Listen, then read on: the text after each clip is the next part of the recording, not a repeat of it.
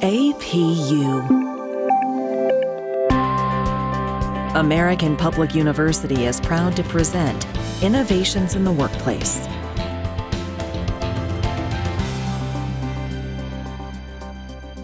Welcome to the podcast. I'm your host, Wanda Curlee. Today, we will be chatting about how artificial intelligence can help the 2020 pandemic and the economic stresses being experienced. Today, my guest is Dr. Oliver Hedgepeth, who is a professor at American Public University. He has many years of experience working with artificial intelligence. Oliver, welcome to the podcast, and thank you for joining me. Thank you, Wanda. I think this is going to be a really exciting subject. And people don't usually think of the pandemic and artificial intelligence in the same breath. Absolutely.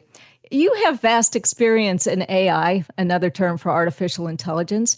How are researchers using AI today to help with the pandemic? I started in it in about 1985 when I was the director of the Army's AI Center, the first AI Center. And we started developing things, machine-based tools that help people sort through, really millions of pieces of data to try to find a trend, because humans can't read millions of pieces of data. And we found there were some Army things that had 17 books that you had to read through of data to find something about an Army tank. And that was hard to do. And so we thought AI would help ease the problem. It's gotten better, a lot better. And that's the kind of technology the science community has started today with pandemics. In fact, one of the things that's most exciting is that the pandemic does create volumes of data. Data being, here's some information of how a potential chemical helped one patient. Well, you use President Trump.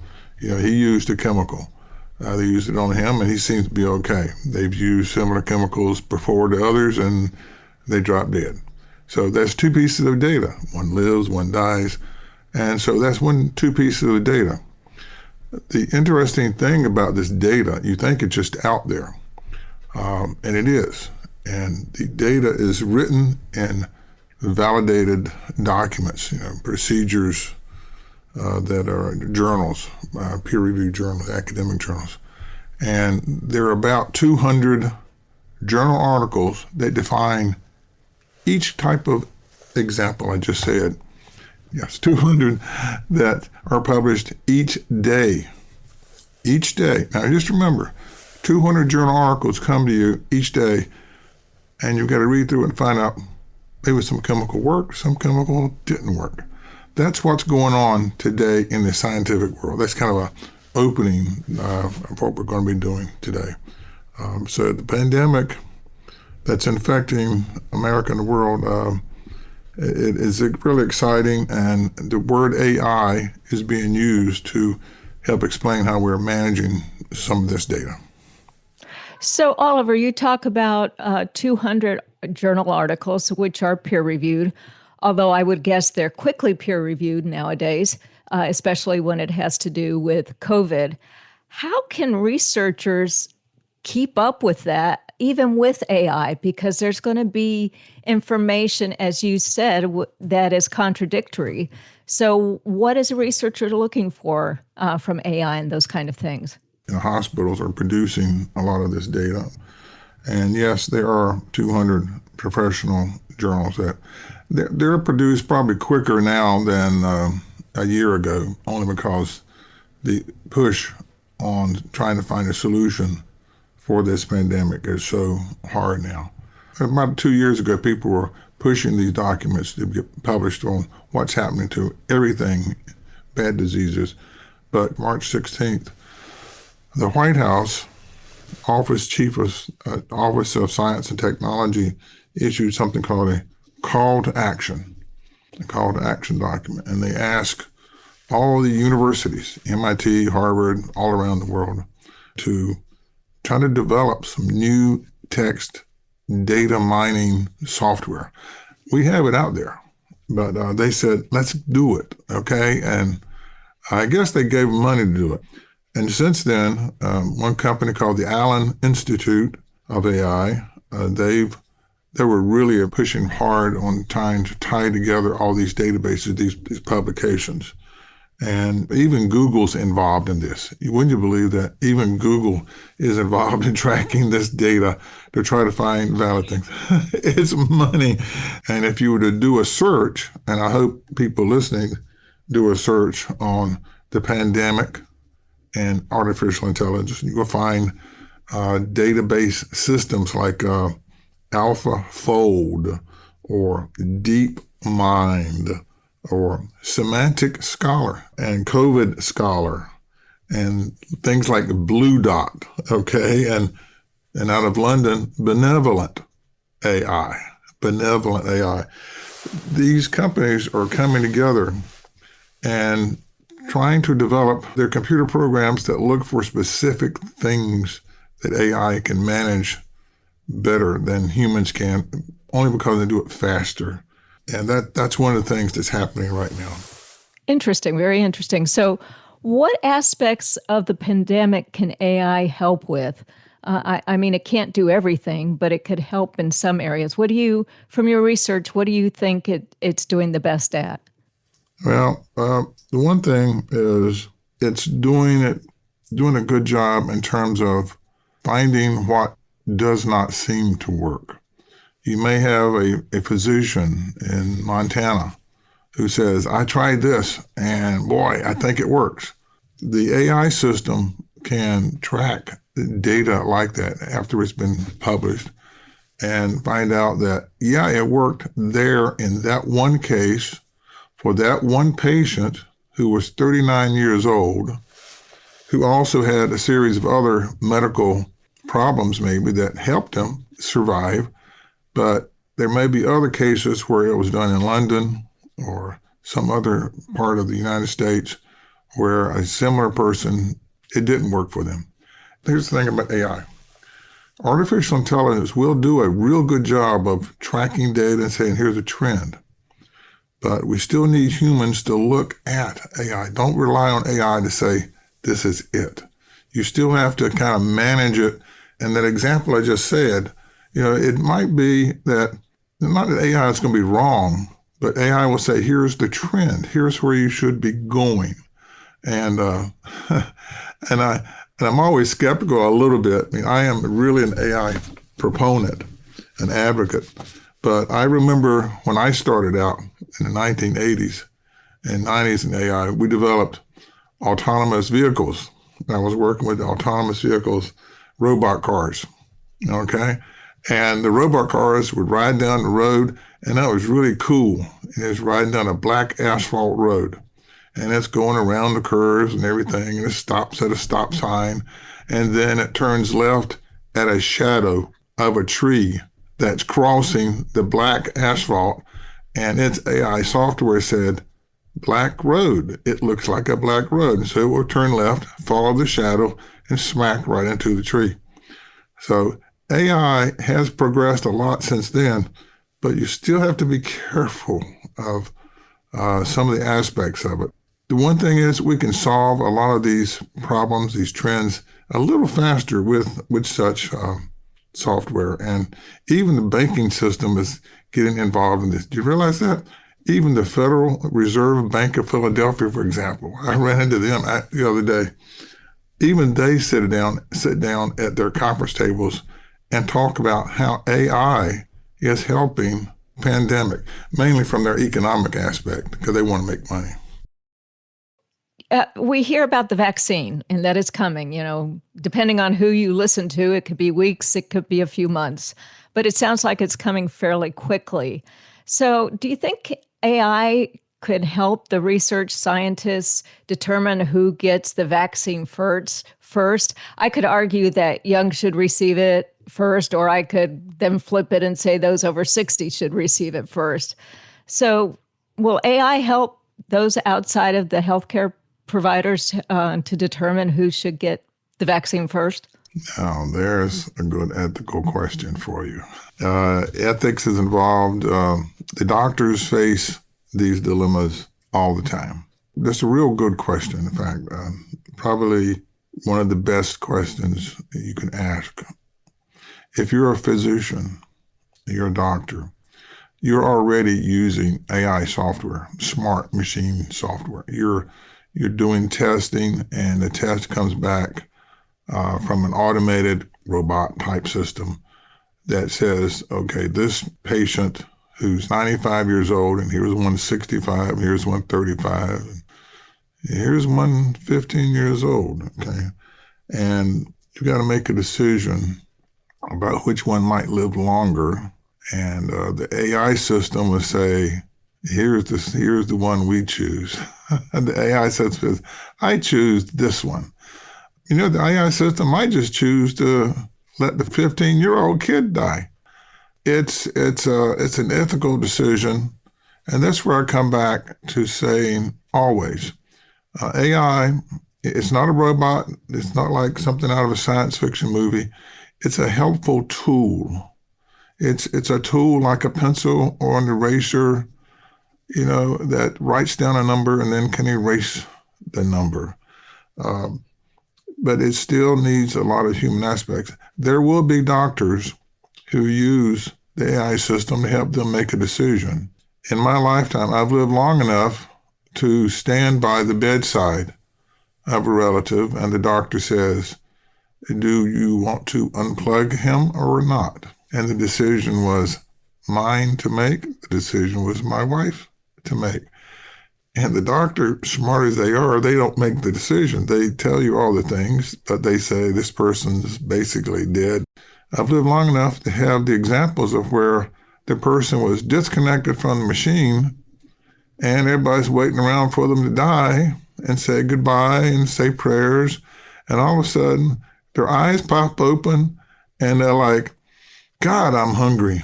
It is amazing. We don't know everything there is to know, unfortunately, about medicine, but it is an ethical issue. I do expect that in a volume type triage, and what you're talking about is really triage. You look at MASH, which is a funny movie.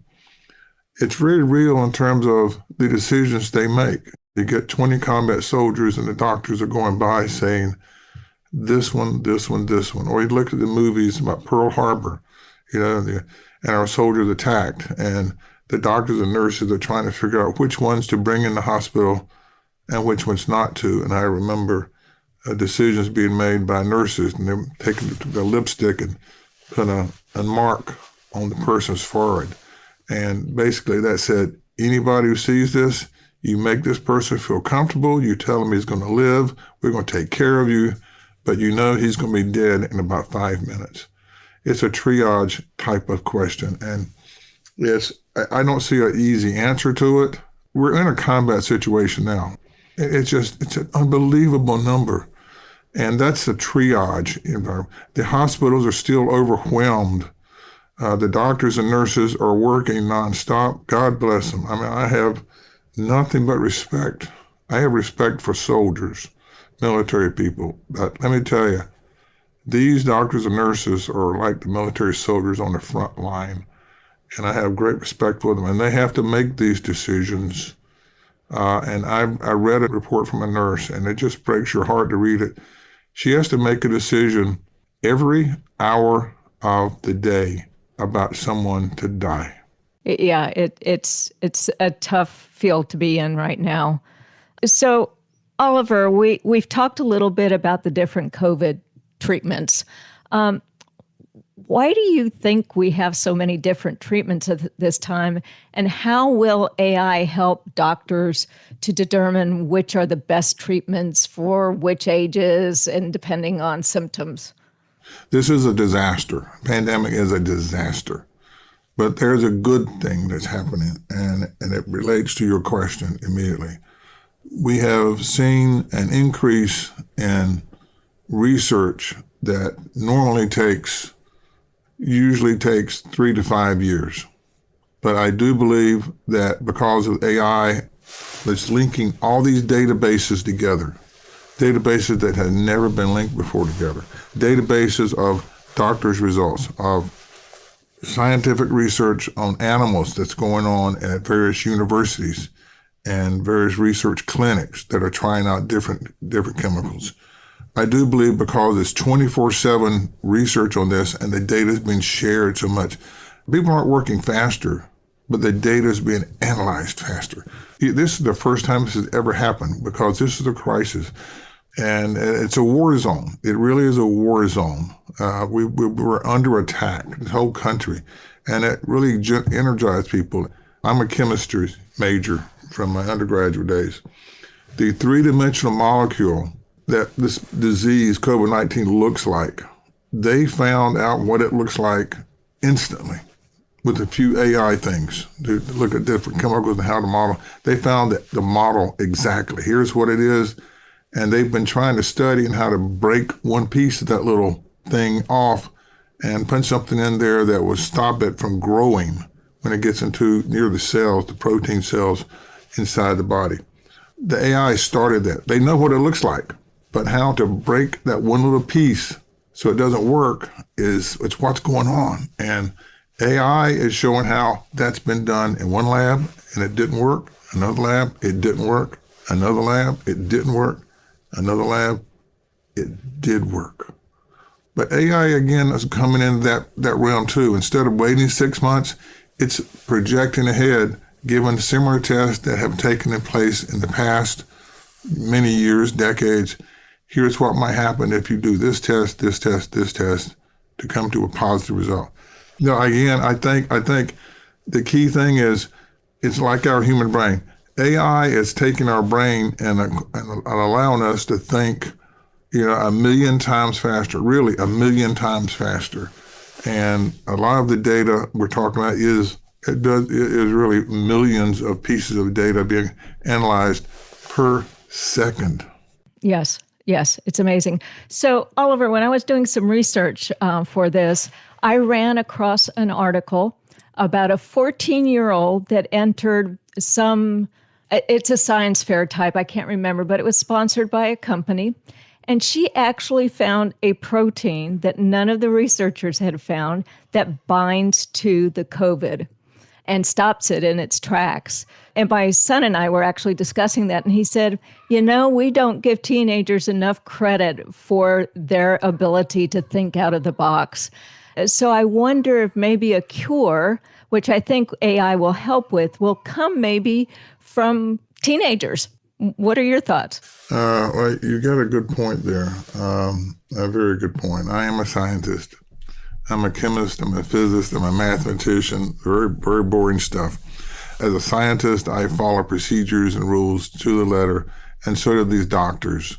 And they're producing this data for the AI system to rethink faster.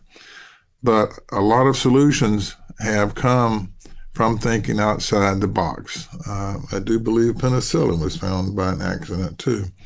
If I go back, it was an accident. Thinking outside the box is important, parallel with going through the normal procedures. There's a conventional approach where you do multiple tests and do testing, and then on patients, and they're admitted, and then you get symptoms, and you get a recovery phase, and then you retest them again, and until you get to a positive result or a negative result. And AI kind of jumps ahead of that. So you're right. It is going to be exciting. Yes. So today I'm speaking to Dr. Oliver Hedgepeth. He is talking about what AI can help us with the pandemic and with economic stressors in our life. We will be right back. At American Public University, we believe quality education must be more affordable. That's why, as a leader in online higher education, we focus on minimizing costs and maximizing return on learner investment. And we believe higher education must be more accessible. So our online programs start every month. American Public University, within reach, without limits. Learn more at AmericanPublicU.com. We are back and talking to Dr. Oliver Hedgepeth about AI and how it can help with the pandemic and economic stressors. So, Oliver, I want to switch gears a little bit. We've been talking about COVID and healthcare, but let's switch over to what the pandemic has done to economic stress for many individuals in many countries. How will AI help this, or will it? Well, it's interesting. I'll start first with America and then move over to London, because I'm talking to people in both. The Federal Reserve Bank of Philadelphia just held a meeting, I think a couple of weeks ago. I was reading about it. I was looking up some pandemic AI material, and I wound up listening to a bank. They talked about the current COVID-19 and AI applications and how it's solving many life-threatening problems. But what they started talking about was the economy. And the economy has seen increasing, automation in industries. They were talking about how the AI stuff is spanning manufacturing into food service and office work. And about the COVID-19 pandemic, they said, has ensured really that we'll be transitioning to using more AI really at lightning speed. And they were using the word lightning speed. And what we've seen in these last, I'd say, 5-6 months is a lightning speed increase in thinking about the economy and investment. So the bankers are thinking, now here's the banking side. The bankers are already, and the Wall Street people are already thinking about how to invest money into certain companies that may be flourishing. Could be companies that are developing these vaccines, other aspects, or it could be some kind of food or whatever we need. We're seeing companies that are failing during this pandemic. The economic crisis is killing a lot of companies, and it's happening over in Europe. I've been working with a group in London on the economic circularity, circular economics, economic cycles that are going around where you don't want to waste anything. And this pandemic is causing people to think about waste.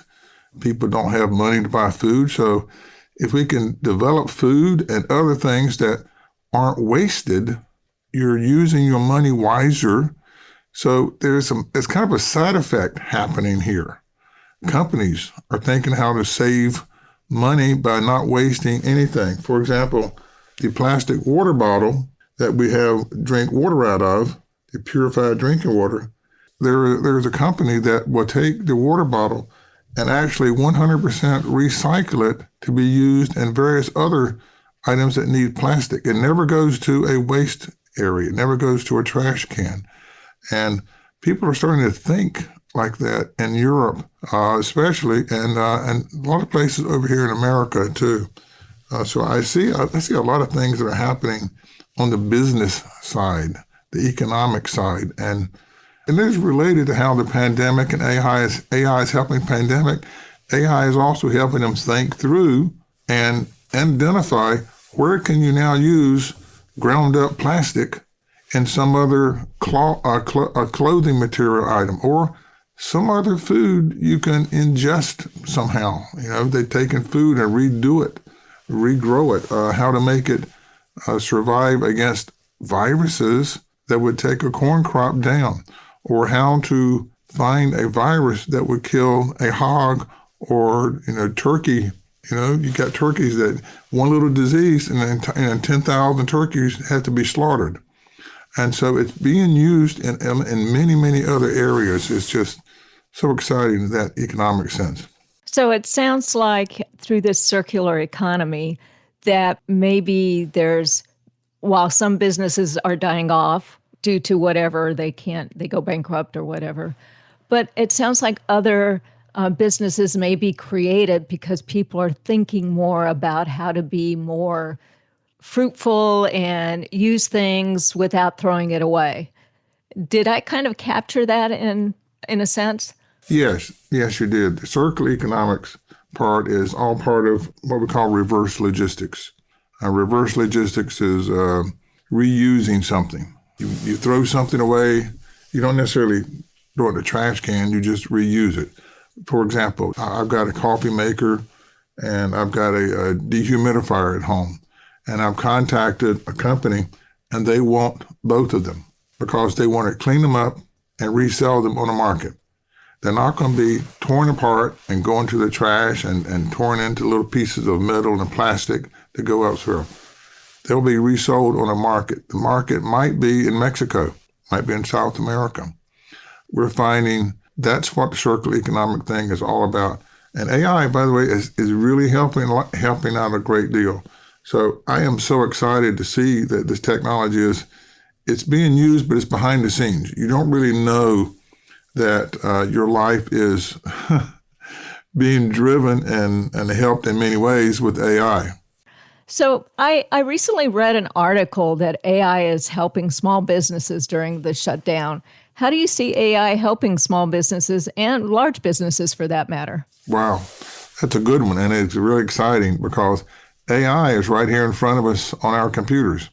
The AI software is you put in your job description, you say, I need a job, and bam. The software that's grabbing your background information is AI software. It's a smart machine. You're looking for a certain job, and it knows where to go look in different companies for your talent. Your resume now is, you might say it's shorter. You can write it physically shorter, one page. Here are the key things that are about me, but you're already on the system. What a lot of people applying for jobs don't know is I used to work for AT&T, and that was before all this AI got as sophisticated as it was. But at AT&T, we already knew who you were. When you applied for our jobs, you applied for our job, you say, here's who I am, blah, blah, blah. And you're sitting, at the time we did have you come in, the best person come in, and you're sitting across from a person with a computer screen. You don't see the computer screen, but the AI software is pulling up everything you ever did from the day you were born. You've got it, and they've got it right there, and it's legal for them to get, to find all this information. And it's being pulled from sources you didn't expect. And today it's even more sophisticated. So all these companies know who you are. You know, I talked to the Federal Reserve Bank. Now and then I got some friends there. They know who people are. When they want to hire them, they know it because the background is already there. There's enough information from Facebook and chats and everything you've done. It gets pulled all together. So it will help you find a better job for you searching, and the job may find you. Kind of winding this up, Oliver, do you think in the long run will AI help us through the economic stresses that we're experiencing today? People will lose jobs, but those people will be given other opportunities because what we'll be doing with AI is not getting rid of our jobs. AI will become another tool. It's like this computer we're talking on. There was a time in my generation where we were fearful of these computers because they were going to take our jobs away. And they did. I remember looking at one of my textbooks that showed 100 accountants in a room. Photograph, 100 accountants. Each one was a man. It was a man with a coat and tie on, had an adding machine, had pencils and paper, and they were doing accounting, taxes or something. And the IBM computer came in, and a few years later, that same room is an empty warehouse with one person, a woman, sitting behind the computer, typing away, doing all those accounting things that those 100 men used to do. They lost their jobs. The thing is, that person behind the computer got a job and got a better paying job too. Technology will replace people, but you've got to understand how technology changes. This is normal. But in the end, we are better off. AI is better. Look what's happening with AI and this quarantine stuff right now. It is better. Look at when you go shopping. Right now, you can go shopping sitting at your desk. You can call up the grocery store and there's a young person who will be picking out your vegetables for you and your cans of soup, put it in a cart and have it out front for you, or drive it to your house. Things are getting better. That's technology is helping to do that as well. So it's going to be an interesting ride, and I do believe we're going to be better off. But I do believe the AI system, the AI technology is not going to go away. It's going to make our lives better. So, Oliver, thank you very much for joining me today. Do you have any last parting words? Yes. AI technology is no different than any technology. We started out having a saw that was a hand saw to cut wood. And then someone invented electricity, and they figured out how to put a chain on a piece of metal and call it a chainsaw, and you can cut a tree down in five seconds versus 5 minutes. Technology has always been with us, and I encourage everybody to look up how the pandemic uses AI, or just look up pandemic and AI.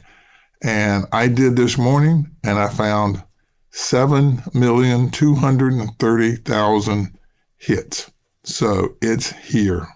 Thank you very much for this session. And thank you to our listeners for joining us. You can learn more about this topic and similar issues in artificial intelligence by reviewing other blogs and podcasts. Stay well and see you soon. For more information about our university, visit us at studyatapu.com. APU, American Public University.